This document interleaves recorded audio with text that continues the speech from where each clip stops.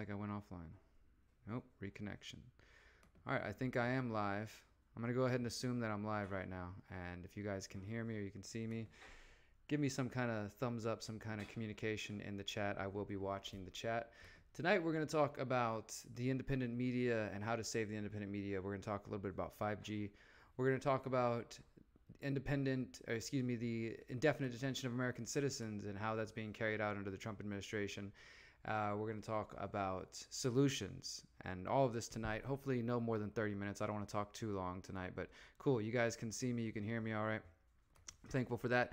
If you want to invite some friends or share this out wherever you're tuned in from, that'd be cool. And the other thing that we like to do here a lot, I like to do, if you guys are commenting, comment below at where you're listening from. Like I'm here in Houston, Texas, wherever you're listening from, let me know. Let the others who are watching know. So that way, if you see somebody in your area, you can comment to them and maybe communicate with them, connect to them, find them on freedomcells.org and figure out how y'all can start organizing, maybe start putting into action some of the solutions that we're going to talk about tonight later on in the show. So yeah, comment below, let people know where you're listening from if you feel like. Be sure to communicate with each other down there. And one other thing I will let you guys know, since I don't accept Google money, I don't want the googly money, so I take crypto, I take all type of alternative options, I take PayPal, I take other things. If you want to contribute to this show and contribute to our efforts, you can check out that bitbacker.io link that I just posted there. Also, of course, I have a Patreon account for those who want to support. And of course, the funds go directly to funding our documentary efforts. Like I know many of you are waiting our latest documentary, Who Will Find What the Finders Hide? Now, if you haven't heard me talk about the Finders and you're totally just in the dark on this, do check out our YouTube channel, check out our playlist, The Finders and Investigation, and you can see me talking all about the Finders cult and how it relates to child trafficking and to pedophilia potentially and to intelligence agencies. And we've got just some explosive information to put out. But if you haven't seen our 7-part series, investigation series, check that out. Part 1 of the documentary, which is 30 minutes long, will be coming out any day now. And part 2 will be coming out in the early weeks of February. And then it will be premiering in Acapulco, Mexico at Anarchapulco as part of a 4-day film festival, I guess they're putting on, called the Red Pill Theater. And I don't even think that has... I don't think that's been officially announced or put forward yet, but that's what I'm going to be doing. I'm going to be debuting the documentary at Anarchapulco, and then, of course, it'll be publicly available from there and things like that. So I also will be selling, for those who are interested, these USB sticks, which will have the full HD version of the film. It'll have my interview with Robert Terrell of the Finders, all of my research. It'll have all the documentation, and I'll be selling those just to try to recoup some of my costs. For those who are really interested in the Finders and want to keep that information alive, you can definitely check that out. And we'll have all that information coming up on theconsciousresistance.com very soon. And I'm just so excited to share that with you guys because, I mean, I've had so much support in the past couple of months on Patreon and this channel. I want to say thank you to everybody who's new to this channel. For those who've been here for a while, you may have noticed that just in the last couple months, our subscribers has started to, it's doubled, and we've gone from passing 1 million views back in August to now we're past 2 million plus, and really not showing any signs of slowing down. So I'm going to continue doing what I'm doing and continue pushing forward, trying to wake people up to all these different issues that people like us care about, all the different crazy things in the world, and generally trying to spread awareness and spread solutions. I mean, that's what I care about. I think that's why you guys come here, right? Because there are a lot of channels out there, and I know you guys who are regular consumers of content, you watch a lot of different channels. I mean, I've seen the names. You guys watch Corbett Report. You watch, lots of other people doing good work, and I'm happy for that. I'm happy that I'm part of your regular rotation, right? I'm also trying to differentiate myself and distinguish myself from the competition out there by focusing on solutions. I do journalistic work, I do reports, I do investigations, I go out and do confrontations when necessary and share that information with you. But overall, I'm trying to get people to think and to get them to focus on solutions and to see that there are, in fact, a lot of different solutions going on in our world if we could just focus on that. And I'm sitting here watching the comments, so I'll be tuned into the comments throughout the show. What's up, everyone? You're an old hippie in North Georgia. Nice to meet you, old hippie. Hey, someone from Delaware. Thanks for sharing these, Rika. I appreciate that. Q, 100% confirmed. We'll just leave that alone for right now. Media blackout on the police violence in France, 12 dead and hundreds wounded. Yes, lots of people getting messed up in France. Thankfully, Luke Rudkowski has been there for We Are Change, as well as others. I know my friend Ford Fisher from News to Share will be out there soon. So yeah, lots of good stuff going on. I became aware of you from Mark Passio interview. Cool, awesome. You know, and I want to just throw this out as well. I have, for those who are supporters of Patreon, there are benefits. Like, for example, I have a poll running on my Patreon account right now, and those who are part of the Patreon community can help me decide what is going to be the next documentary that we create. So I've given them a couple different choices, things like 5G, voice-to-skull technology, pedophilia in the Catholic Church, and then also I'm open to suggestions.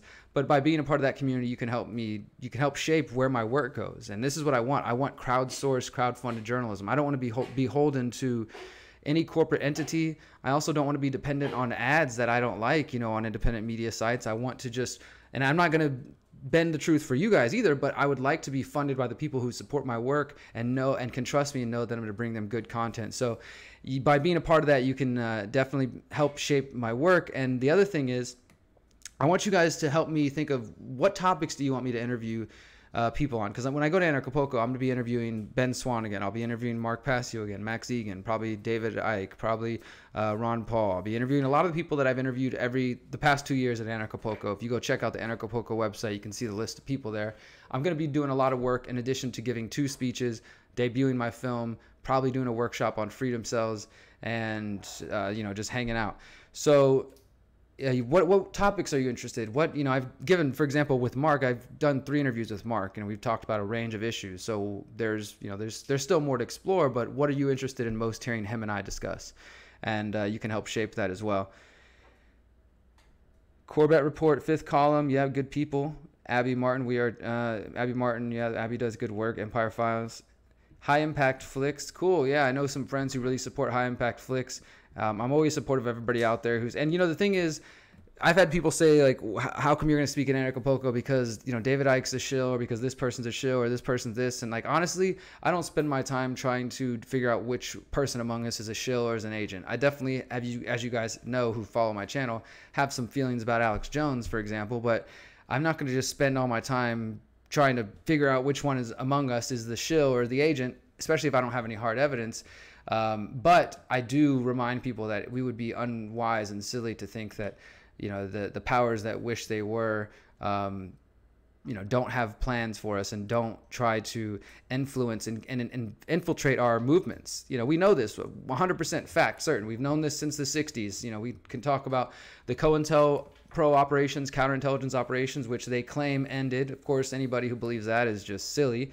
And we can talk about the digital infiltration of our communities. This is something I talked a lot about on my tour this past summer as part of my Pyramid of Power presentation, that this institution, the corporate media, all the various mechanisms that make up the Pyramid of Power, we know that they work to limit us, to limit our engagement and our connection with each other, to limit your ability to consume factual news and to think outside the box, to limit your ability to raise children in a free way, that's not controlled and not medicated and not done in this very authoritarian, method.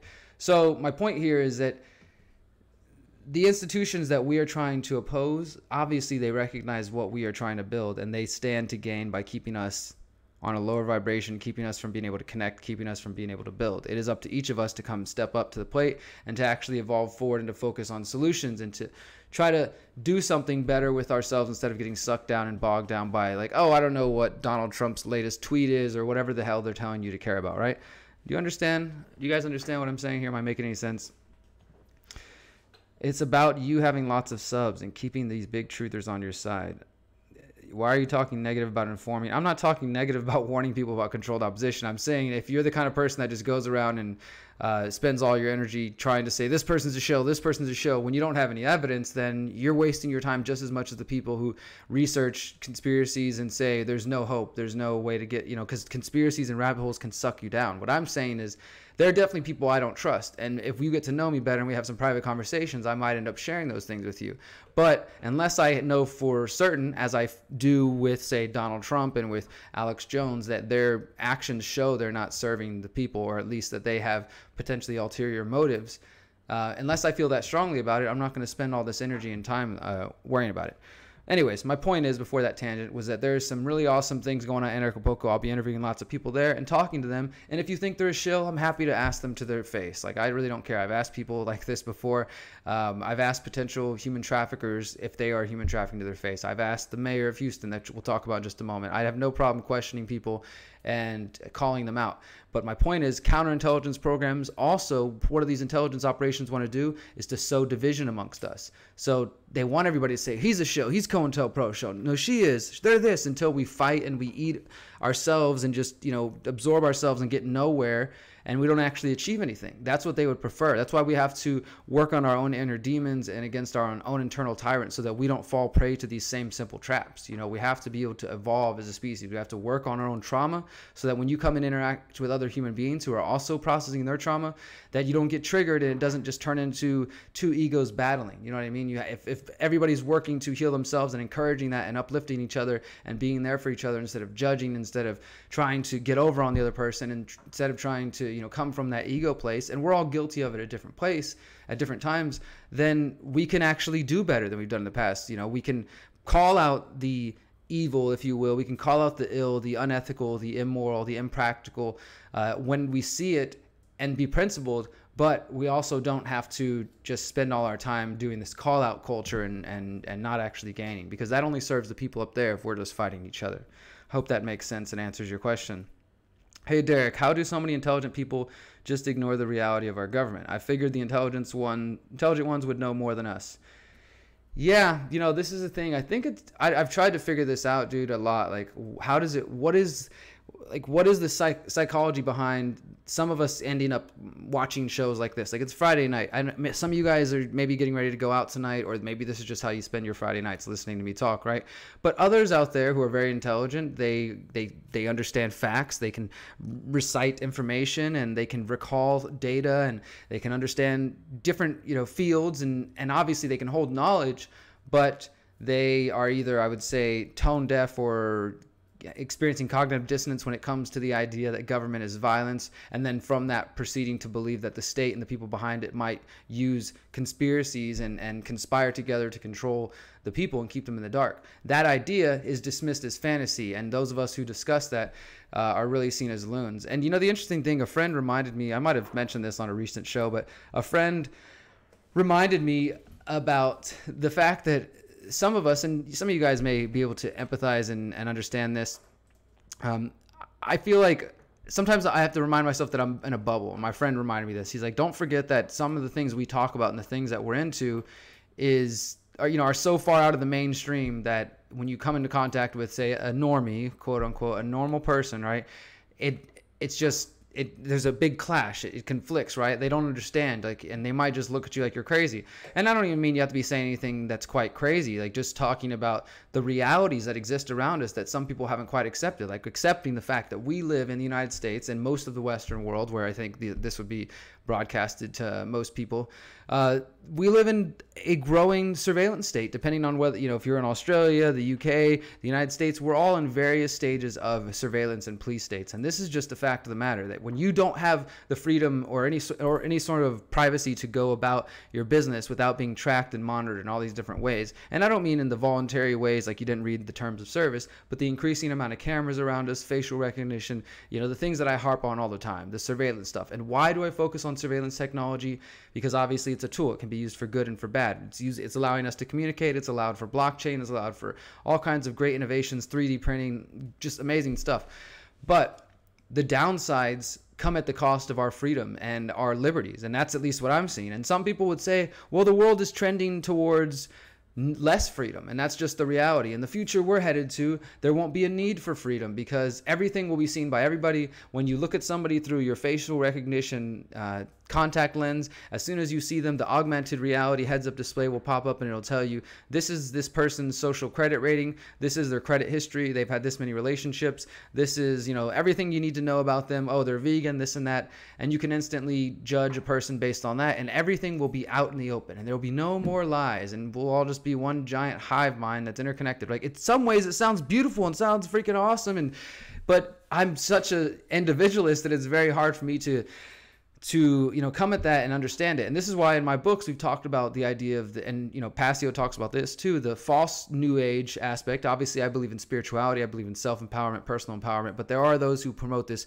sort of false agenda that is more about giving up the individual for the collective. I believe in collective liberation through individual empowerment. I do believe that, you know, in this very beautiful, we are all one, interconnected, way that we really are, that this beautiful thing, this entity that is larger than any one of us, and that we are all a piece of.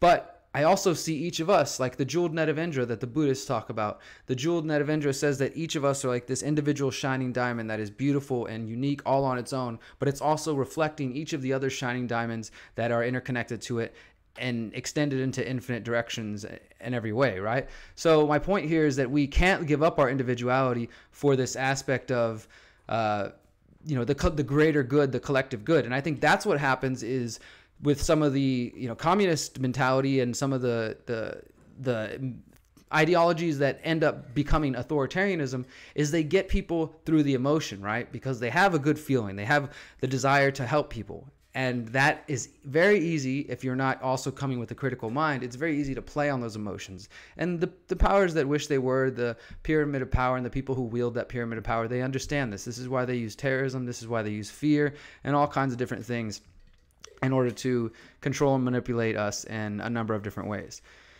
So, all right.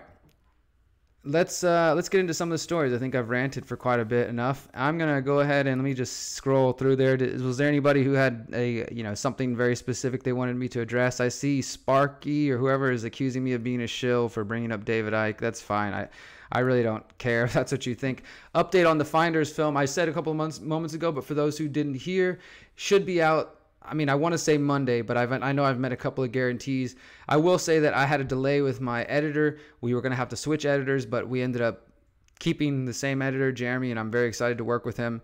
And basically, it's nearly done. Part 1 is going to be 30 minutes long, filled with so much information that I hope you'll take notes and I hope you'll read the script and the transcript, because I put a lot of time into researching this. And as I've said, there's going to be new information that you haven't seen anywhere else.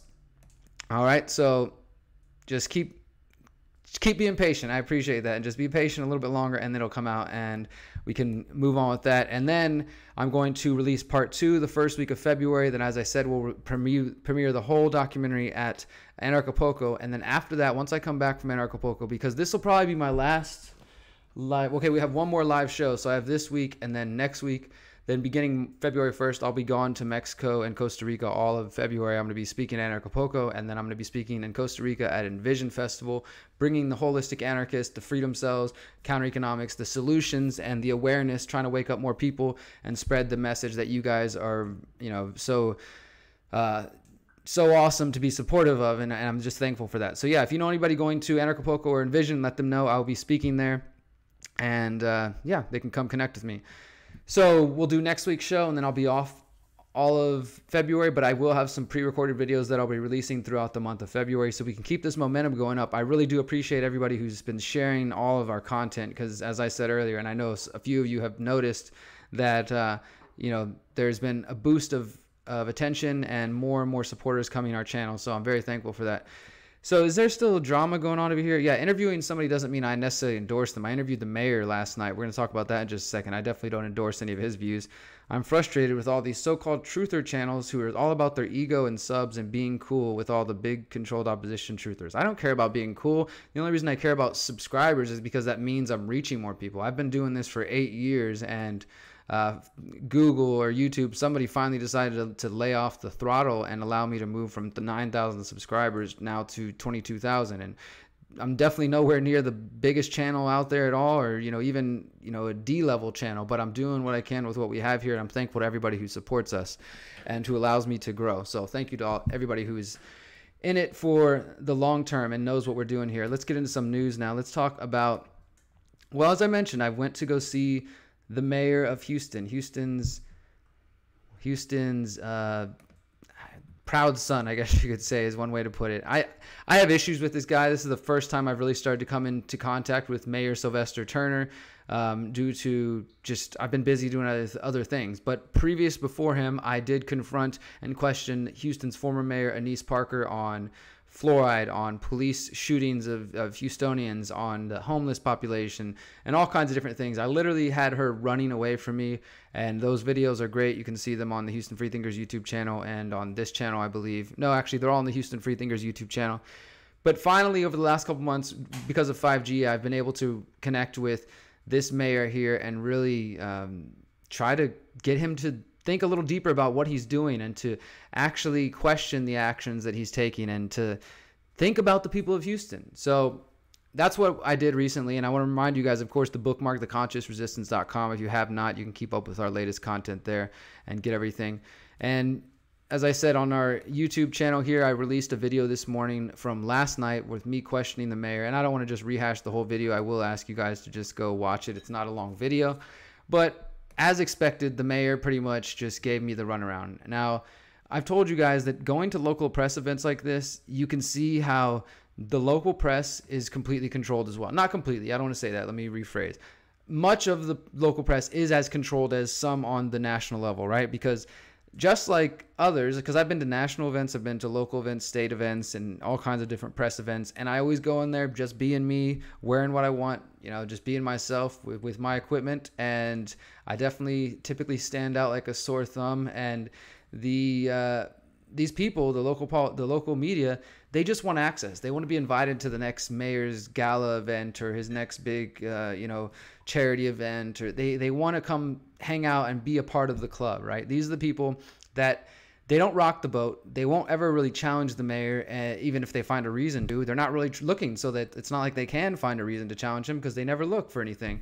So I've noticed that, and I'm typically one of the only people on the local level. I really thought about this. This is crazy that I'm in the city that's the fourth largest in this country. There's like 4 million people here, and I'm one of the only journalists, or just anybody. I haven't seen anybody locally otherwise, even the teams who claim to be the investigative journalists, not with 5G alone, but definitely with 5G, but are out there like writing investigative reports or asking questions about what the city's doing. There's a serious lack of investigative journalism on the local level. So I do advise all of you who are interested in that kind of thing to just start getting involved in some way. It doesn't mean you got to be running for office or things like that, but there's a lot of ways, and it's a lot easier than you think to all of a sudden find yourself being a thorn in the side of someone powerful, because this is the mayor of the fourth largest city in the country, and he cares very much about his image. He obviously doesn't want to talk about 5G, and I get to just keep reminding him about that and keep putting this in his face. And of course, this is an election year here in Houston, so as the year progresses, I will bring this up more and more and more, and I'm gonna keep finding him in public events and asking him questions.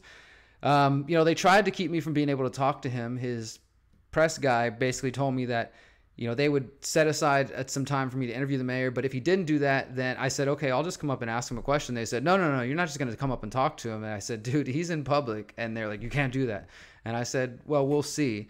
And things didn't go that route. But my point is, this is how they work. They try to keep them in control and keep them from having to answer a question that they're not prepared for, and they haven't coached themselves to have this sweet political answer. And that's why when I asked the mayor, even though my camera died and I had to use a still image here, you can hear it in his voice that he gets uncomfortable and pretty much just wraps up the interview nearly immediately because he doesn't want to talk about 5G, he doesn't want to answer questions about 5G. He did say that for me to contact his press guy, so I'm going to see if I can get him on the radio show. I plan to interview other mayoral candidates in the city of Houston that are running against him to try to get their opinion on not just 5G, but a few other things, because some of I remember this because I sometimes I don't make videos about the articles I write, but I wrote an article 2 years ago when that documentary Vaxxed was going around the country. And Houston, after Vaxxed got banned from the Tribeca Film Festival in New York, it was supposed to debut at the Houston International Film Festival. And then the same mayor right here, he intervened and basically got it removed from the International Film Festival because they were like, the city of Houston is funding this and we can't be involved with some film that's going to tell people that vaccines are bad while we're telling them that they're good or something along those lines. So the mayor directly intervened. So there's a lot of questions that this mayor has to answer for. And obviously, based on what I've been seeing online, people in Houston do care about this. So check out this video if you haven't. If you've never heard of super neighborhoods and you live in Houston, check it out, because it seems like an alternative way to try to be a thorn in the city and to at least make your voice heard in some way.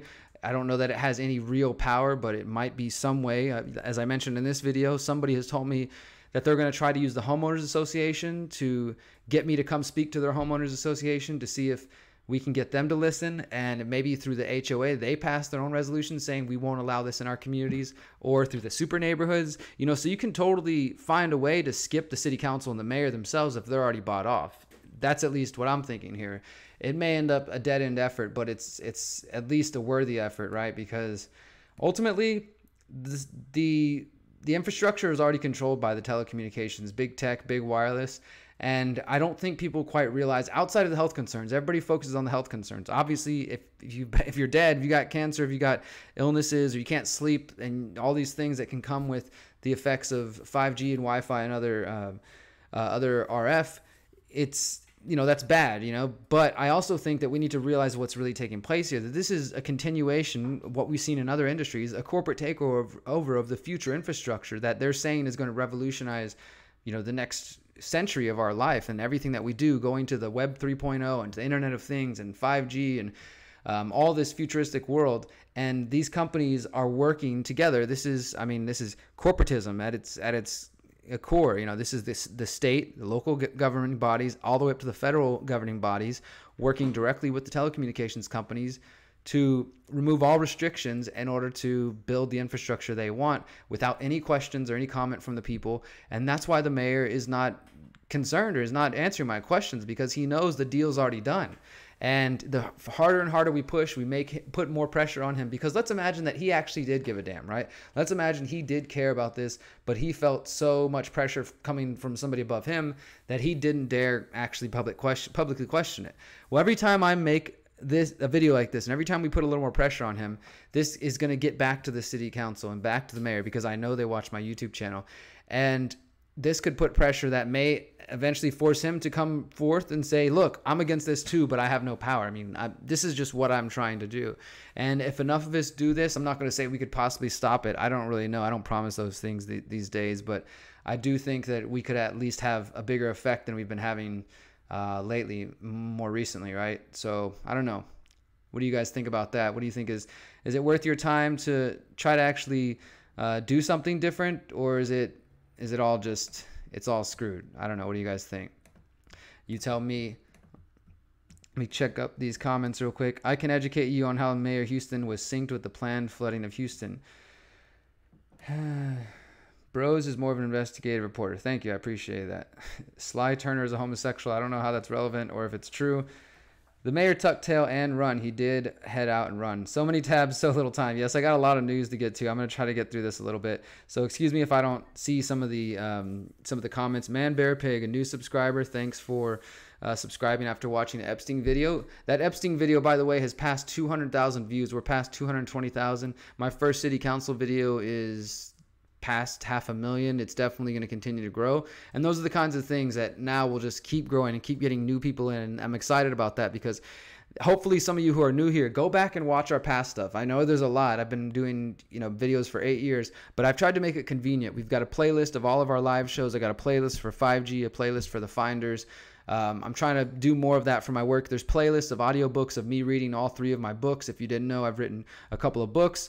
So there's a lot of different things going on our channel, and I know it's asking a lot of you guys to actually invest some time. But the reason I do what I do is not because I'm trying to be a part of the cool kids club, or because I want whatever subscribers or whatever you think that means, but because I'm trying to wake more people up. I'm trying to spread awareness, and I'm growing and learning in my process. You can look back at some of my first videos from 2012, 2011, and even earlier, and I definitely was not where I'm at now. And so we're all continuing to learn, I think, on this, and I appreciate everybody who hangs out and keeps pushing the message and keeps trying to wake up people. It's always worth the time for whatever causes you believe in as a libertarian, Derek.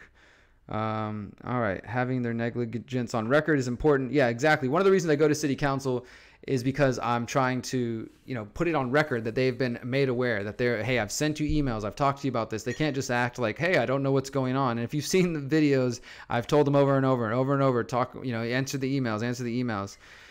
How many copies of your book have you sold to date? I don't know, honestly, thousands, I would guess. Not like, I mean, we don't have them like selling by the hundreds every month, but I speak a lot in public, and I go to events like Anarchapulco and Envision, and I bring all of my books, and, we do those kinds of things. My books are also available to download for free on the website, so we get downloads as well, and I'm thankful for that. And again, the numbers just matter because that's the more minds. Do you talk about satanic Freemasons? I don't focus on satanic Freemasons. I don't really know. I mean, I know what you're going for, but I don't think that that's like, I don't know. That's a whole other conversation. I think it's interesting. I'll have to do a video about this if people are interested, what satanic even means, the difference between satanic and Luciferian. I think it would be interesting to talk about that because actually I have this video in my head that I've been wanting to work on, and it's like a message to my conservative Christian right fans, because I know that there are a part of you out there that it seems that I've noticed this over the years, just since I started to get into activism and libertarianism and truth communities, that there are people out there who see a lot of the things that I see and talk about, but in their view, this is all the work of Satan. And everybody can define that differently, right? Because where's Satan in the Bible? When does it talk about Satan? What is, there's different interpretations, right? The way I think about it is, for example, my mother, she reads the Bible. She considers herself a Christian. I can talk to her about the contradictions in the Bible, and I write this in my book, and I can talk to her about how the Bible, just like other books, has been controlled and different books have been left out.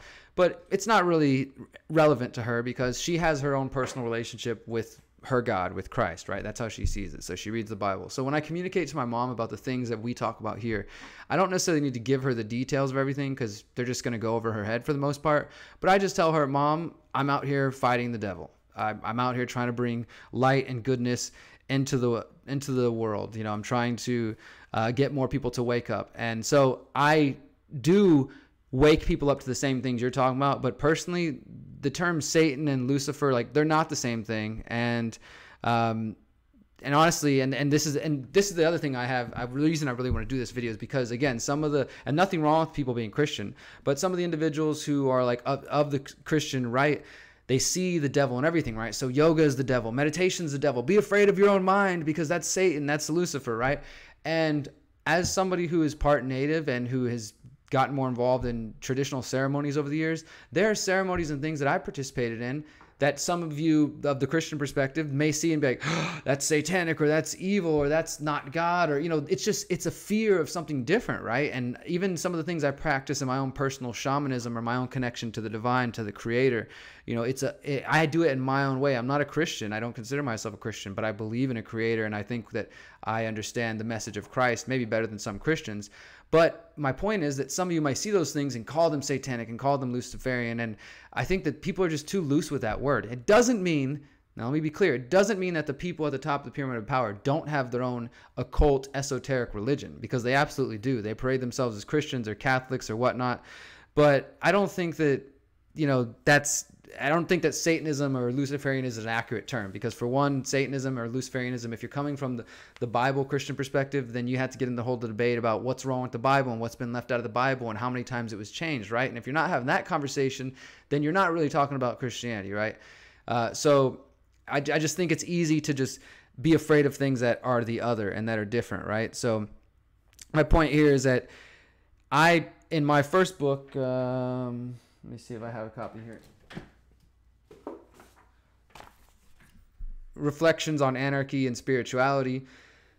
I talk about the intersections of anarchism and Buddhism, Christianity and anarchism, Islam and anarchism, shamanism and anarchism, Taoism and anarchism, and show how there have been anti-authoritarian traditions in the origins of most traditions that now over time have become corrupted, have become controlled by, like the way I put it basically in the book is that the state, the government, controls freedom in the physical realm, right? Where the religious institutions control freedom, spiritual freedom, in the more spiritual esoteric realm. So you got the state and the religious institutions working together as they always have. Before it was, oh, I'm a divine king, I'm born of God, and, my son, my lineage, right? So the people bowed to them, right? And then once that stopped working, the church started controlling people still and keeping them trapped under fake lies, because there is the new age deception. I get that. Look, I understand that. This guy is screaming in the comments thinking that, I don't understand what he's saying here. But I get what you're saying, but also the religions are infiltrated as well. Everything is infiltrated. So this is why it's important for each of us to find our connection to the Creator.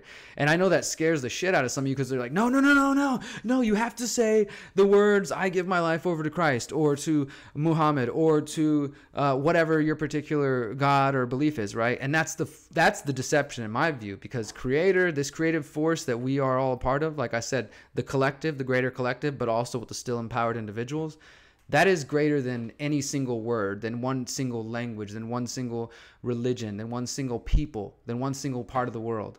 The creative force, the essence that flows through each of us and that is connecting us to the divine, to nature, to this planet, and to the abundance that the Creator has given us, that is greater than any one language. It wasn't founded in America. It wasn't found in English. It's beyond those words. So when you fall prey to this idea that, oh, only those of us in the West got the right version of the truth from God, or it's you're falling prey to the deception if you're going about that. And I'm not talking to Sparky specifically. I'm speaking to those who might be falling prey to that idea, right? Do you understand what I'm saying? That there's a lot of fake deception on all sides. So whether you're spiritual or whether you're religious, it's about critical thinking. It's about questioning authority and not blindly worship authority, because you can fall prey to a guru just as you can to, the pedophile priest in the Catholic Church. I mean, there's a lot of false leaders out there if you fall prey to that. All right, guys, I think I've spent half this time just ranting, and now we're going to cover a couple of things. One of the reasons I didn't have a show last week, if you didn't notice, because I do try to do this every Friday, 6 or 7 p.m., depending on how busy my day is. Because if you don't know, guys, I do Freethinker Radio on Fridays from 3 to 4 p.m. here in Houston. So I go do that, and I run back home, try to get ready for this.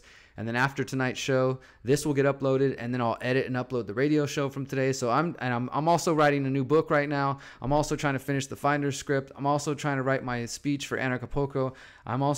There's at least one other project that I'm working on. So my point is, I'm trying to keep content coming for you, but I'm very busy, and any help that you guys can, keep sharing my work. If you notice there's a few days where I take off, because I do try to keep content coming Monday through Friday, please feel free to dig through, find old articles or things that you appreciate and share it. And maybe that's a lot to ask, but I appreciate those of you who make the effort. Freethinker Radio is available online if you're not in Houston. It's at kpft.org/listen. I'll post that online. And we're on Monday afternoons from 4 to 6 p.m. Central, and then Fridays from 3 to 4. And you can listen online both ways, but Fridays when we actually have the FM show. Today we had Dana Martin on talking about radical unschooling and peaceful parenting, which is pretty new for a lot of our audience on Freethinker Radio on 90.1 KPFT, because it's more of a left-wing progressive station, but we're opening them up to a lot of new ideas. So we're talking about anarchism today, talking about Anarchapulco and peaceful parenting and just all kinds of stuff. So lots of good things going on. And again, I'm just so thankful for everybody who's been supportive in these efforts. Now, the reason I didn't have a show last week, though, is because it was another busy weekend. One of the other projects that I've been taking on is working with the independent media, a bunch of my friends in the independent media, working on what we were calling the United for Common Ground Summit, which you can see right here. This is a headline coming from Activist Post via the Free Thought Project. Alternative media companies unite in inspiring rally against corporate government censorship. How many of you guys saw this or heard about the United for Common Ground Summit? Maybe if you follow any of these outlets, Mint Press News, Anti-Media, Free Thought Project, The Mind Unleashed, you probably saw something about this. You may have seen this picture. Was taken by a buddy of mine, Cody Adams, right here in Houston, Texas. We had Manar of Mint Press News. We had Ryan DeSoma of Stand Up 9/11, Ford Fisher from News to Share, people from Bitcoin.com, different groups of We Are Change, the Anti-Media, Free Thought Project, independent researchers, activists. It was just such a good group of people. Eleanor Goldfield of Act Out, Lee Camp participating online, lots of people online, lots of people in person, and we had just a 9-hour brainstorming session. I had about 20 people here in my house, and we just were talking throughout the whole weekend, figuring out how we can come together. What are the solutions? How do we get past the corporate media censorship, the military-industrial complex partnership with social media companies like Facebook, aka intelligence companies? How do we get past that? And we sat there brainstorming some ideas on how we can collaborate, even though many of us have very different political views. We understand that some of the outlets we reached out to were progressive, were left-wing. Maybe they want to use the government and their solutions more than I would prefer. But these people also are fighting censorship. They also understand that the war is the root of a lot of things going on, and stopping the wars would be a powerful way to bring back a lot more freedoms as well, and rolling back the war on terror and the war on everything. So we're united in that. And then on the journalist side, we're definitely united in trying to expose things that the mainstream doesn't want to talk about, but also being credible and factual. And so we had a really great time. And I mean, I think everybody came away feeling really stoked about it, especially because, you know, behind the scenes, and you guys have heard me talk about this since October, but behind the scenes, a lot of our community here has been very depressed. There are people who've just, since we got purged from Facebook and, you know, our audience has dropped and, you know, been suffering not only loss of income, but maybe just loss of audience, and just, you know, going from knowing that, wow, our websites and our outlets are reaching thousands of people, hundreds of thousands, millions of people at different points, to nothing. I mean, that's a big shock, and it definitely hit some of us pretty hard. So this was just a way to get more involved. And one of the things I want to remind you guys about, who here is on minds.com? Who's checked out minds.com? We have minds.com/the Conscious Resistance Network. Find us there. If you haven't checked out Minds yet, please give it a look, because one of the things that was really great about this event is we actually had Bill Ottman, who is one of the co-founders of Minds, who was in attendance. He participated digitally, and he was there, you know, talking, introducing himself. He listened to our suggestions. And this is, you have to understand how big this is. Minds.com has been around since like 2015. At first, it was like very much supported by anonymous and kind of hacker collectives. And I don't think many people took it seriously, but they've stayed around. Then as of 2018, they got a $6 million investment from Patrick Byrne of Overstock.com. They moved their website onto blockchain. They have like a crypto token that you can trade within there. You can send tokens to people so that they can boost their posts and get more views. And they're privacy based. They don't have ads. And he is willing to listen to us, to the independent media, and say, what do you guys need to make this platform work better? We're not going to get that with Zuckerberg. We're not going to get that with anybody from Google or from YouTube or from Twitter or from any of these kinds of, you know, legacy social media platforms. And so we have a big opportunity here to work directly with him and to help him keep creating this platform in a way that can be useful to those of us. And we, you know, there are definitely conflicts in this group, as far as some like myself who have abandoned Facebook and those type of platforms, and I stand by that, but others who still remain on Facebook, like many here do, and other platforms. And so the idea is, like, maybe you don't need to completely abandon everything yet, but we need to at least be building elsewhere. So there's what we're calling a mind shift going on, where more and more people are going to be pushing themselves towards Minds. And you can find all of these outlets already on there, more and more people joining there. Just check it out, experiment on there if you haven't yet. It's an alternative to Facebook. So if you have a Minds account, please post it below, and I'll come follow you guys, and find us at the Conscious Resistance Network. We also did get a little bit of coverage from our friend Rachel Blevins, who used to write for the Free Thought Project. She used to write for Ben Swan as well, and now she's with RT America. She did a couple of reports on our summit, and she actually interviewed myself and Ford Fisher and Jason Bassler and a few other people. So if you want to check that out, you can see those links. I'll post those to you. But yeah, overall, just really good things happening, man. And this is something I'm excited about. It's going to be difficult. I'm kind of playing diplomat behind the scenes, just trying to keep everybody working together.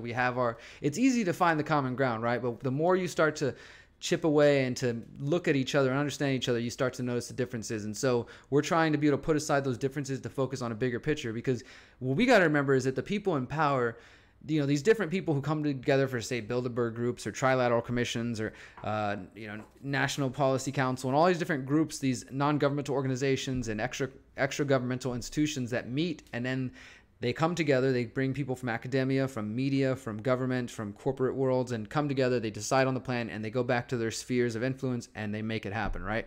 So you better believe they have differences, and they have political differences, and they may even have slightly different goals, but they put them aside for the larger agenda of gaining control of everything and getting, let's just put aside our petty differences until we get this plan done. They have been able to perfect that for their own, negative, unethical, evil reasons, right? And I think it's time for those of us, not only those in the independent media who are involved in this, but you as activists, you as free individuals, we need to be able to put aside our bullshit differences, especially when they are minor, because there are some things like, hey, that's a line, I can't cross that. But there are many that are just petty differences that we could put aside, and we can come together and work together. And it's only going to happen if we choose to do it. So when I talk to people and they're like, well, what's the solutions? We're going to talk more about solutions in a moment. The major solution, though, comes down to the way you communicate with people, effectively communicating, compassionate communication, nonviolent communication, working on yourself, working on your internal relationship, the conversations you have with yourself. How do you communicate to yourself on a regular basis? I mean, we all have that conversation throughout the day, and as a grown man, I can tell you that I have experienced a lot of negative self-talk throughout my life, and I've had to rework a lot of that and had to work through those issues of why do I have that negative voice in my head constantly telling me every little mistake I make is major, and that I'm such an idiot, and did you see the way they looked at you, just constantly judging and judging and judging me, but from my own head. And I had to process that and work through that. And it's still something that, comes up, and we all deal with those doubts, fears, and insecurities in different ways. But the more we choose to take them on and work on them, the more empowered we're going to become. And that makes us better people and easier able to communicate and to dialogue with people. And that's all I'm doing. I'm not doing anything special, anything magical out here in the world. I'm just dedicating my time and energy to the causes I care about. And I'm willing to go out there and drive in my RV 20 minutes to a different part of town to go question the mayor and then come back, right? Or ride my bike to the city council, or do whatever it takes, because I know I can use that and it can have so much impact. That little tiny act, that spending a couple of hours of mine waiting on the mayor to ask him a question, that video can now get seen by more people and can hopefully influence and inspire more people. The actions we take do matter, but the system wants us to believe that they don't matter. And so it's important for us to step up to the plate, recognize the power that we have. Speaking of that, we're now, almost 30 days into the government shutdown, and I do recognize there are 800,000 people that are without a job and probably working for free, or just, they're seeking other options. So there's a real human effect of the government shutdown. Obviously, the drama around it, the back and forth between Trump and Pelosi and the Democrats and Republicans, that's just a soap opera for those who want to pay attention to it, right? For those who are political junkies. But there are still real people being affected. The thing that I want to focus on is, as this article states here, volunteers kicked out of national park for cleaning it during shutdown without a permit. Well, for one, just the hypocrisy of this, the silliness that, so the government shuts down, they shut down certain parks and say, we're not going to clean these up, we're not going to do anything, right? And we've been seeing tons of examples of people, Libertarian Party, just regular individuals just going around and cleaning up the National Mall, cleaning up other areas, and doing a pretty good job, and basically showing that private individuals and private companies can take care of themselves, and we can come together to take care of each other. See, this one says, we the people are stepping in to do government jobs during shutdown better and for free. And I've even seen, some of you guys have probably seen these reports of different companies who are shoveling snow for people, and really the private, I'm not going to sit here and praise corporations per se, but I'm just saying people are taking it as an opportunity to step up to the plate and to show that we don't necessarily need the government to take care of us. Then it was last year, Domino's stepped up and came to the rescue and build the roads whenever the government wouldn't build the roads and fix the roads. Who's going to build the roads? The Domino's, apparently the pizza companies, or you and I will. So in the face of a shutdown, let's imagine this. Let's imagine a worst case scenario. This drags on for months. Let's imagine that it keeps going into the 2020 election season and more things start to drop away. What we're seeing here is essentially austerity. We've seen it in the European Union over the past decade, where the countries that are forced into these global agreements, once they can't either pay up for their debts or they just get pressured one way or the other by the global institutions, they start taking from the people. So they take social services, they take welfare and take different things like that. They're not taking from the leaders up top. Trump's not missing out on any meals because of this government shutdown. It's the people that will always suffer, right? So if this did drag on and on and on, and they keep say, hey, we got to let go of more employees, we got to let go of more employees. Hey, the airports are shut down because we can't pay the TSA workers. Chaos, things start getting really chaotic. Are you prepared for that? Can you do anything about it? How would you handle that situation? Back to communicating and learning how to work through your own trauma and being able to communicate with other people and empathize with people and have compassion for people. Would you be able to employ those skills and put them into action and actually, work together and say, hey, the government's not here and they're not coming to take care of us, but we got, 6 of us, 7 of us in this neighborhood or this street that are willing to work together. Let's do something. Let's take care of our communities. I've got some garden in the back. I've got some, you start brainstorming, and that's cool. And that's a good idea. But what about if you were the guys or the girls or the people who thought ahead and who started organizing through freedomcells.org and started building freedom hubs or freedom cells or freedom hives or circles or whatever the heck you want to call them, mutual aid groups?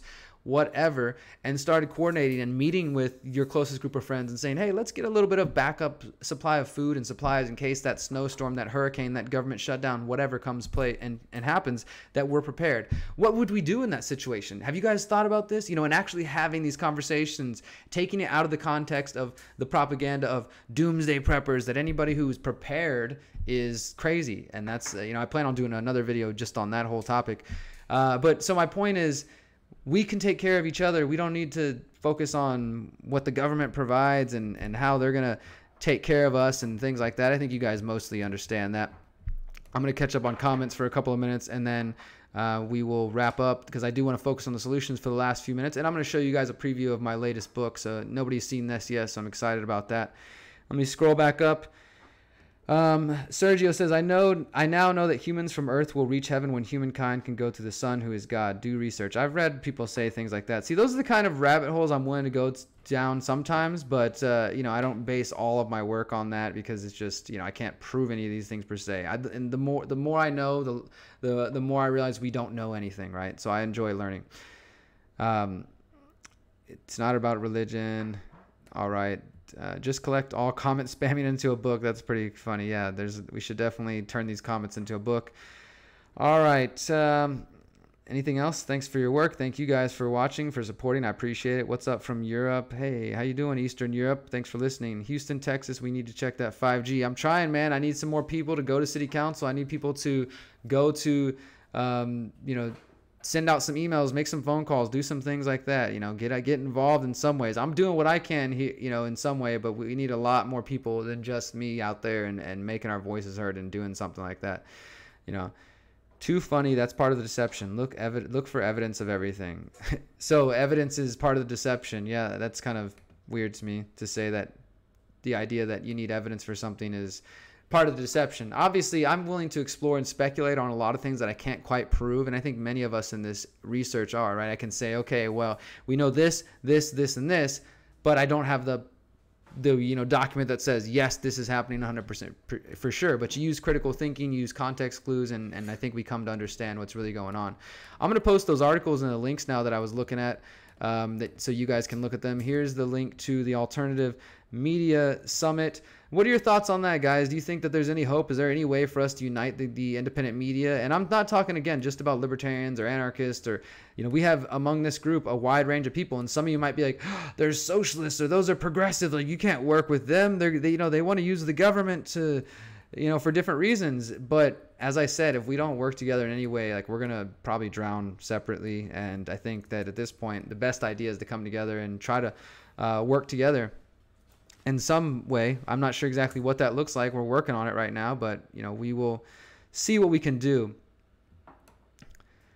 We need evidence for the things we believe. Well, there's a difference between believing and thinking. If you've ever listened to John Trudell talk, I definitely recommend you guys checking out John Trudell, because there's definitely a difference between thinking and believing. And just listen to the language you have when you say you believe something, and when you think something, when you know something. And really, this gets into a whole other philosophical discussion. We can talk about what is knowledge and what does it really mean to know something. Was Mark Passio part of the summit? Mark was not, but definitely we're going to be working with. There are some people who are on the periphery who weren't able to participate, who we'll be working with. I did see that Mark's new show starts on Sunday. I talked to Mark's assistant Leah actually earlier today, and I'm excited to see. I know plenty of people are stoked about Mark. Mark's about to be doing 3-hour live show every week, and I think that they said they want to have me on soon to talk about the Finders, so that should be cool. But yeah, definitely excited to get Mark back out here. We need as many people creating good, truthful, conscious content as possible in our area of research. One last story I just want to briefly talk about, guys, because it's, these are the kinds of things that I feel like if I don't mention, if I don't even at least give it 2 minutes of my day, then I'm doing journalism, and, of course, this woman, some type of injustice by not mentioning that, okay, there are American citizens being held probably under the NDAA without access to a jury, without access to a judge, things like that. I just posted that link right there. It's from Mint Press News. Check that out, guys, and you can see what I'm about to show you right now. It's talking about Trump's Anti-Iran campaign and NDA clause behind inhumane detention of Press TV anchor Marze Hashemeh. Now, so look, she's a Muslim, a woman who converted to Islam, but she was born in New Orleans and lived most of her life in New Orleans. She's an African-American woman, so she, of course, changed her name when she converted to Islam, and she works for Press TV. And she was working in Iran doing reporting and English news reporting, and then she'd made a trip back to the United States, and then she was arrested by, I believe, the FBI. And so far, Press TV and the Associated Press have talked about it and said that she's been being held in a detention facility in Washington. Her family has already communicated and said that they took off her hijab, her head covering had been ripped off by prison guards so that she could pose for a mugshot, that they were trying to feed her pork, which obviously Muslims are, not supposed to have, forbidden under Islamic law, and that they had her chained and were treating her like a criminal, and they've given her no, we don't really know why she's being held. The FBI has refused to comment on her arrest at the time of the article's publication, and this is a day or so old, so I don't know that this has been updated. The Iranian foreign ministry spokesman said that her arrest is a blatant violation of human rights that shows the U.S. government does not adhere to any of the principles that it uses as a pretext to attack its critics, which is pretty true. And he says the abrupt arrest of a Muslim U.S. national and journalist at the U.S. government agents and the U.S. government agents humiliating and inhumane behavior and abusing this lady are a clear example of behavior that an apartheid regime adopts against its non-white citizens. So that's some pretty strong language.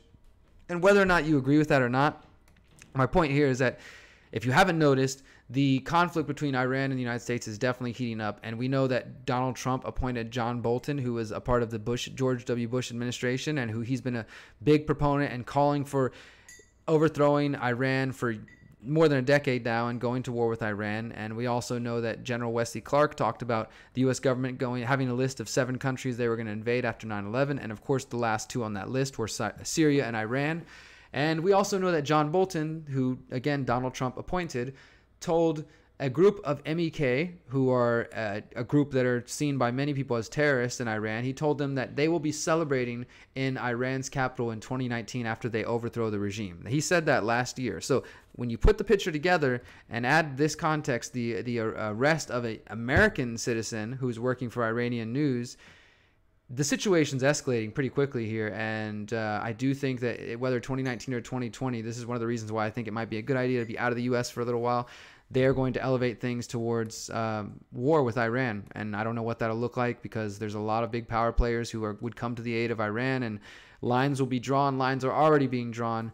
And people are getting sick of the U.S.'s military's hegemony and their shit in general. So keep an eye on that one. Now, the last thing we're going to spend a few moments on, I'm going to go over just a little bit over an hour, and I hope you guys are okay with that.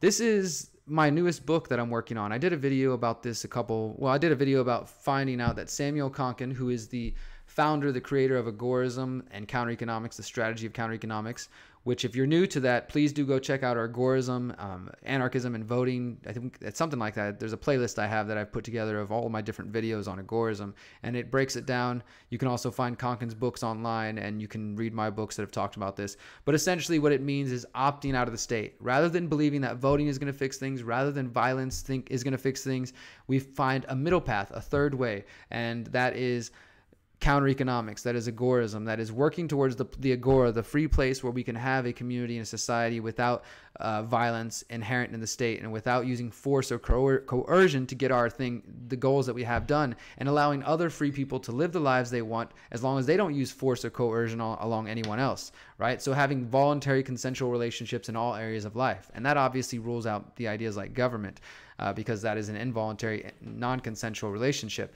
So how do we get there? Konkin talked about counter-economics or agorism, and counter-economics was the idea of the counter-economy. So you have the mainstream status economy, what he called the white market. That's where if you have a job where you're getting taxed and you get a check and it's taking federal income tax out and there's a record of it, you're in the white market. You're paying taxes, you're feeding the state. But outside of that exists what was known as the counter-economy, the informal economy, System D. It has different names that's been studied many, many times now over the years. But when Samuel Konkin first started talking about this in the 70s, and then when he wrote about it in the late 70s up to his death in 2004, nobody had really recognized that there was this huge economy outside of the state's hands that was now worth trillions of dollars. And if you put it together all around the world, it's the biggest economy, bigger than any one nation, right? So Konkin's idea of counter economics is what happens if a principled libertarian individual comes into the counter economy and says, okay, well, I'm going to work in the untaxed market. I'm going to get paid under the table, right? So that none of my tax dollars go feed the war machine or the surveillance state or the police state. And I'm going to take that money and redirect it into my efforts to, entrepreneurship, my own black and gray market entrepreneurship. And all that means is that you're willing to work without regulations, without taxes, without licenses. I opened up a business here in Houston years ago called Organic Gardens for All. And all we did was just create a website, put everything on there, the services we were going to offer, and put a number, and we were a business. I didn't go to the city and get a license or fill out any paperwork or ask for permission. I just did it and started promoting it online. Then eventually I had enough work to help get a friend to work with me. We started building gardens for people all around the city, making money for ourselves, providing for ourselves. None of it was being taxed. None of it was feeding the war machine.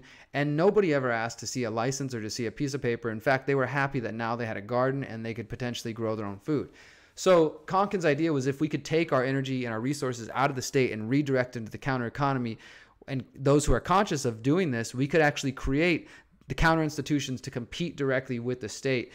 And his philosophy goes much deeper. He had a 4-stage process that he thought society was going to pass through, and he thought that those who were mindful of this could use this and leverage this action so that as more and more people leave the state and join the counter economy, eventually there will be a mass exodus as people realize, like, whoa, those crazy hippies over there, those free people are not getting taxed. They're not having to deal with all this craziness.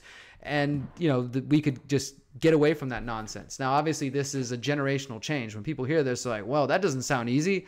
That doesn't sound fast. I think I'll just go press a button and vote instead. Or I'll just throw this brick through this window. Or I'll just yell at somebody on Facebook. Or I'll just say everything's hopeless and there's no reason to do anything. Because that's all a lot easier than actually taking action and doing something and thinking about the 7 generations and beyond. Because that's what I'm focused on. I'm not thinking about just what I'm going to see in my lifetime. I plan to do this till I'm an old man and I can't move around. And even then, I'll probably be in a wheelchair and you have to lock me up and keep me from hunting down mayors and questioning them and doing the things I do, right?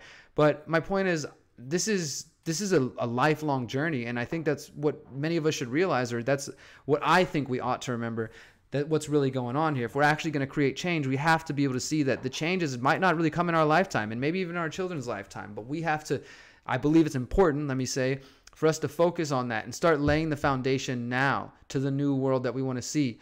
Otherwise, we're just sitting on Facebook and bitching, or YouTube and complaining, or laughing at YouTube videos or whatever, right? And that's fun. That's cool to do. But I'd actually like to achieve change. It's fun to get invited to speak at conferences and have YouTube subscribers because that's all cool and everything. But I never got into this because I wanted YouTube subscribers. I got into this because I realized that there was this place called the Federal Reserve in my backyard and that it was economically enslaving me and everybody else around me who was completely ignorant of this. And I needed to go film the people there. I needed to go ask questions. I realized that the TSA was growing and was starting to search people and wanting to search people in the streets of Houston, and I need to go learn and do something about it. I realized they were putting up cameras all over the city of Houston and had a 24-hour manned station called the Real-Time Crime Center that was being built, and I needed to ask questions about it. I didn't get into any of this stuff to, write books or to do any of this, but I do it because I think it's important. And so this book, like all of my works, will be available for free online, but I will be putting it into print. I thought I could have it ready by Anarchapulco, but as I just told you guys, I got like a million projects going on, so this will probably come out in March or April. But I'm very excited about it, and I'm just going to read to you guys the kind of synopsis. This will probably be on the back of the book so you can get an idea of what I'm working on here. It's called Counter Economics of the Digital Age, A Guide to Black Market Entrepreneurship by Derek Brose, based on the work of Samuel Konkin III. In 1974, activist and author Samuel Edward Konkin III first outlined the strategy of using the underground or counter-economy as a way to starve the state of resources. He believed this counter-economy could create independently wealthy black and gray market entrepreneurs that could create alternatives to the state and lay the foundation for a future stateless society. He called this strategy counter-economics. He called his combination of libertarian philosophy and counter-economic strategy agorism. In 1979, Konkin released his first book, The New Libertarian Manifesto. His second book, An Agorist Primer, was released following his death, and recently, his final unfinished book, Counter Economics, has been released to the public. Now, author and journalist Derek Brose, that's me, has taken the finished chapters of Konkin's final work and updated them for the digital age with fresh evidence in support of the power of counter economics and tips on building counter economic communities. Brose also asks important questions for anyone trying to avoid the increasingly watchful eyes of the state. What does it mean to be a counter-economist in the age of the surveillance state? How can one participate in the underground economy when Big Brother is always watching? Will it be possible to starve the state once the state implements mandatory social credit scores? These questions and more are answered in this new book. Part breakdown of the history of counter-economics, part guide to practicing counter-economics, and full-on polemic against the state. Don't miss this book, Counter-Economics for the Digital Age, A Guide to Black Market Entrepreneurship. So I'm super stoked about this. I'll show you guys the table of contents that I'm working on. And for those of you who these terms might be really new to you, I hope you're not just like zoning out. Please do check out our playlist about counter-economics and agorism, or if you're a reader, again, my books are downloadable for free at theconsciousresistance.com, or you can always go find Konkin's original books and get it from himself. Personally, I'm a nerd for his work, but I don't think his style of writing is necessarily accessible to everybody. It can be a little bit dry in some places. So I'm trying to, that's part of the reason why I'm doing this book, is because I want to finish some of the things he didn't finish.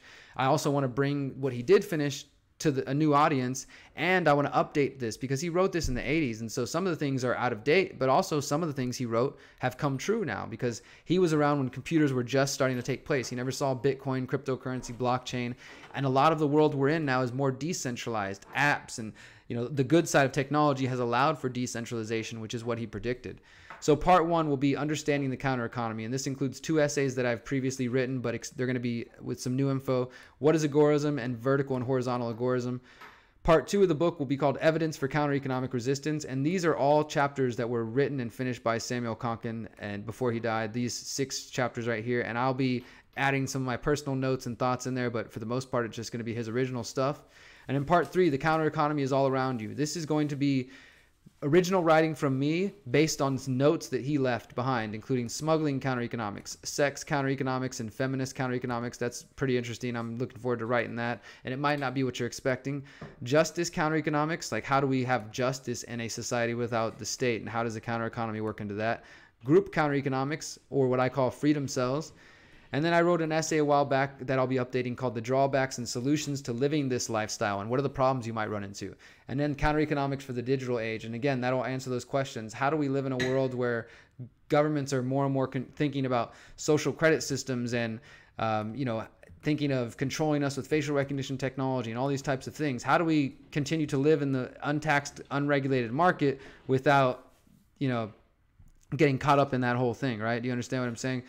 So yeah, that's what I'm working on. I hope you guys are excited about that. I hope you're interested. For those who are interested and want to get more details, feel free to email me, and I definitely will tell you more about that. And I believe it's a real solution. It's a philosophical solution, but yes, it's also a practical solution. If you haven't seen my video or my article or my talk called Vertical and Horizontal Agorism, please do check that out, because it really shows you how no matter what position you're in, you can take steps towards creating freedom in your life. Even if you're like, hey, black market, that sounds dangerous, I'm not going to go just be a drug dealer or sell weapons or whatever, which is all a part of counter economics and agorism. As long as there's no violence and no force involved, that's fine. That's just a voluntary exchange. But you maybe can go start making a little bit extra money, or shopping at, say, yard sales, and you're not paying taxes for the things you bought, or you start shopping and supporting farmers markets, which also helps you get healthier food, but also you're not typically paying taxes on those things, and you can pay in cash if you want, or maybe you can ask them if they understand what cryptocurrency is, or if they want to barter, if they want to take silver and things like that. So my point here is there's a lot of ways for us to get involved into the counter economy and to start getting involved in agorism if you want to really start seeking solutions. That's the only answer, I think. And for those who may have seen, I've been on James Corbett's channel quite a bit talking about this. One of our most seen interviews was called The Most Dangerous Philosophy They Don't Want You to See. And it was all about agorism and counter economics, and holistic anarchism is what I call it. So definitely check out those interviews with James, and I think you might be interested. So those are the solutions, and I'd love to hear your thoughts. I'm going to scroll through some of the comments, and then I'm going to get out of here, but let me just catch up on some of the comments. It looks like we've had quite an active chat. I'm really thankful for everybody who's been here with me for an hour and 10 minutes now. What's up, Michael Stott? Thank you for saying I'm awesome. I appreciate that. I remember you, brother. You've been around for a long time. How do you think that fast? Do I think really fast? I don't know. Maybe I think fast. People tell me I talk fast sometimes. I've seen that in interviews. They're like, he needs to slow down when he's saying really important information. But I just talk as fast as I think. It's hard to slow down. All this stuff wants to come out of my brain really quickly, especially once I turn the record button on. It just happens. So I have to just kind of go with it. I apologize if it's hard to keep up. Thanks for watching the interview with the mayor. I appreciate that, guys. Please do share it out. And as I said earlier, if you haven't commented below and let people know where you're listening from, go ahead and do that. Maybe you can connect and meet some more people. Rika, you're on mines, but I couldn't afford to boost my posts anymore, so I forgot about them. Well, go back and check it out if you haven't in a while. It's interesting, worth checking out. And yeah, if y'all don't know about Bill, check it out. Anonymous equals controlled opposition. Sparky seems to be so worried about who's controlled opposition, like over and over. And like, I'm not saying that's not a problem. We shouldn't, look out for people who are selling us, bullshit, and people who might not be what they seem. But I mean, again, just going around waiting all day is kind of a waste of your time. What do you think about chemtrails? Well, what I personally, Darwin, I do not call them chemtrails. I understand why people call them chemtrails. I call them by what they are, geoengineering. But if you go ahead and search, I don't recommend using Google. I'd say DuckDuckGo or Quant. That's DuckDuckGo or Quant, QWANT. These are alternative search engines. Go ahead and search my name, Derek Bros, and geoengineering, and you're going to get dozens and dozens of articles that I've written about that, about the studies, about the harmful effects. It's a topic that I keep up quite a bit with, and I'm probably going to do a documentary on geoengineering pretty soon. I'm definitely going to be doing a documentary on 5G, starting with how I started investigating and what I've found and things like that. So, yeah. Stay tuned for all that. We all have negative self-talk. Yes, introspecting on your self-hate is helpful. Definitely learning to make sure that you work through your own self-trauma is important. Just make sure you don't promote someone lying to us or be deceived by them in any way. I'm sure that's the last thing you would want. Of course, I don't ever want to leave anybody intentionally astray, and I'm pretty healthily skeptical of everybody I meet, so don't worry about that. Derek, going to log out. Good luck with everything. Hey, thanks for being out here. Well said, Derek. Thank you. I do not notice any difference personally. The video was silly. They're not official volunteers. Okay. Oh, saying you don't notice a difference between the shutdown. I don't personally notice it at all myself, but I don't know. Your hair is different all the time. I guess so. I was in the military for the shutdown. We all got paid and we were warned far in advance. Interesting. Back in 2016, I believe. Yeah, I've talked about that too, is that these shutdowns have been taking place more and more. That's why I call them fear campaigns, because that's just what they want us to pay attention to be afraid, be afraid. Peaceful anarchism, yes, Danilo is awesome. He does good work on our channel. Trump is getting rid of the siphon. So I don't know what Trump's getting rid of anything. You guys can still believe if y'all want, but I don't see anything good coming out of that. Great man, you humble me. Thank you. Peace, love, and wisdom. Peace, love, and wisdom to you, Andy. Thanks for watching. I appreciate that. And let me scoot on down here, get a little further along. Sorry, guys. There's a lot of comments tonight. I'm so thankful for this. I like interacting with you guys. Do you have a choice where tax proceeds go? I think we do have a choice. You have a choice whether you file or not. And first off, don't take any tax advice from me. This is not advice. Consult somebody, or talk about it off the internet. But we always have a choice. And by the way, Nathaniel Graham, I did watch the interview you sent me, man. I appreciate that. And good to see you focusing on solutions as well, because that's right. We got to get people to recognize the real power that we have and our ability to get connected with people and just step up to the plate. I mean, that's really all it takes. You got to start taking action in some way, one way or the other. I don't know. I choose agorism. I choose opting out. I choose to not pay taxes where possible. I choose to avoid the state. I've slowly been kind of erasing my digital presence as much as possible, except for doing this. But I do think that we have to find solutions. Counter economics is risky. It can be risky. But as I said, look up my vertical and horizontal agorism essay, and you can find that there are plenty of solutions. They don't have to all be like, hey, I'm running guns or I'm out there in the black market.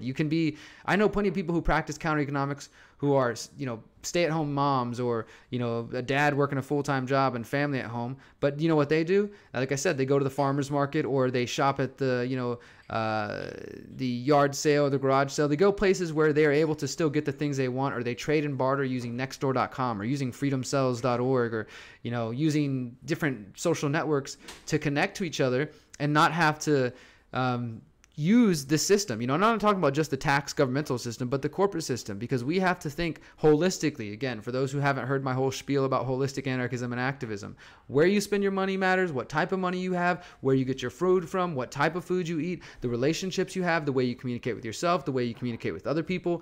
All of these things are important. It's not just about understanding anarchist or economic philosophy. Those things are important, and it's not just about understanding, Satanism or the finders either. Those are all important, but we also have to be able to balance these things and find that holistic center in ourselves. Damn, thank you, Derek Bros. You're the man above and beyond. What a great mentor. So very important. Wish you could go mainstream somehow. Man, I'm working on it. Help me go mainstream if you can, for whatever, if I can go mainstream, whatever that means, right? Go bigger, go wider audience without, selling out, then I'm all about it. So, boost my work however you guys can. I appreciate it. Spend cash, use locally, unlicensed. Absolutely. We got somebody in LA, Michael from LA. Somebody check him out. Sea Visions, what's up, brother? Produce your own power, water, wind, everything. That's the next step. Start creating your own alternative energy, and we need to be able to get off their grid. That's a big step, getting off their grid.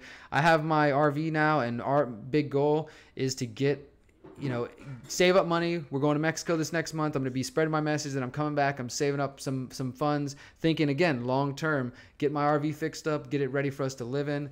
And then maybe do another tour in 2019, a smaller tour, spread these messages, and then we'll see what happens. And again, those conversations can be talked about face to face. But my point is, I'm taking steps to get myself off the grid as much as possible, but also to get there. I'm 34 years old now. I don't want to wait till I'm 50 or any longer to actually take steps. We can watch YouTube videos of other people doing cool things for our whole lives and never get there if we don't actually take concrete steps to get there, right?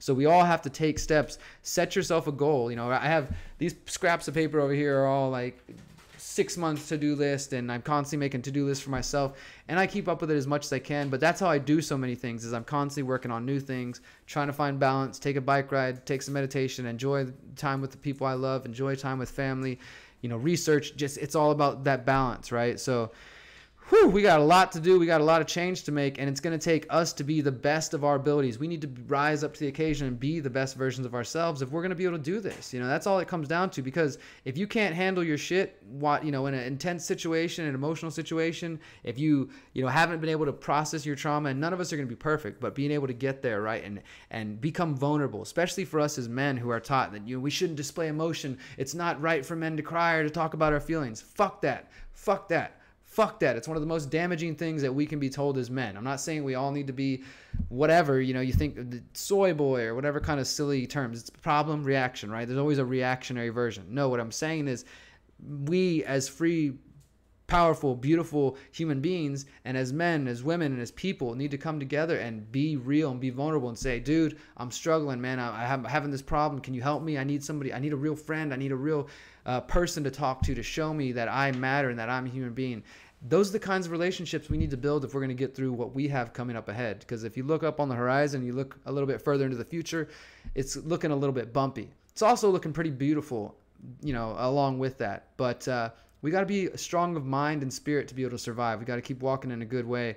And that's what I'm here to encourage you guys to do, and to do in my mind and my heart. So that's all I got for tonight, guys. I think I've been ranting enough, and I think I've seen most of the comments. If you got anything else left to say, get it in there, and I will respond to it. Watch some of the videos on agorism, interesting and positive. I agree with that thinking. Good work. Thanks, brother, for watching them. I appreciate that. If you haven't read any of my essays in the books, check those out too, because they're a little bit more put together and a little bit deeper. There was nowhere to go, though. If you go to Mexico, you have to pay the cartels off to stay. And let me address that. I'll address that one before we sign off. I'm personally not talking about necessarily escaping, if you want to use that word, or going somewhere forever, right? But like I said, I think the United States is headed for a very dangerous time period. A couple of years, or I don't know. This happens throughout history. Countries go very bad, right? We see totalitarian nations take over. Maybe it takes 60 years for people to get freedom again, or a decade, or just a couple of years, or maybe it just leads to a civil war, and things kind of smooth out. I don't know. All I know is I think that we are headed for some bumpy years in the United States, and it may reverse its course, but I want to stay alive. I want to be able to funnel supplies in and out. I want to be able to communicate the message and keep this message alive, especially because the United States at some point, mark my words, and I think it's obvious to anybody paying attention, I'm not nobody special here, but they're going to shut down the border at some point and say that you can't leave without heavy restrictions. And if you're doing what I'm doing and talking about the things I'm talking about, like many others are, we're going to find ourselves very much restricted and probably hassled constantly. And I mean, I don't know, guys. I have some bad feelings about what's coming. Maybe we can start a yellow vest movement here. Maybe things like that can actually happen here, but if you look around, man, the Americans are lazy. People are distracted. They're happy. There's too many TV shows to watch. There's too many sales going on. You know, it's just I don't have much faith in my brothers and sisters, unfortunately, at the moment, because we are in a minority. But obviously, I'm not giving up, and I never will give up. So if I take a temporary reprieve and I go to Costa Rica, I go to Mexico, I go to Chile, I go to Antarctica, or wherever I end up at, or I go to Europe, or who the heck knows, that doesn't mean I'm gone forever, but I want to stay alive. So we'll see what happens, guys. Thanks so much for the comments, for the support. It really does mean a lot. Send me your comments, likes, hate mail to Derek at The Conscious Resistance. That's DERRICK at theconsciousresistance.com. You can send me the research topics you want me to check out, and I promise I will look at them. Send me some ideas and tips on videos. We got a lot of cool stuff coming up, and I'm very excited to share it with you. The Finders documentary is coming, I promise. I'm going to go enjoy some dinner and enjoy the rest of my evening. Thank you for spending some time with me. Hope you enjoy the rest of your weekend, and I'll see you guys on Monday. Remember, you are powerful, you are beautiful, you are free. Peace.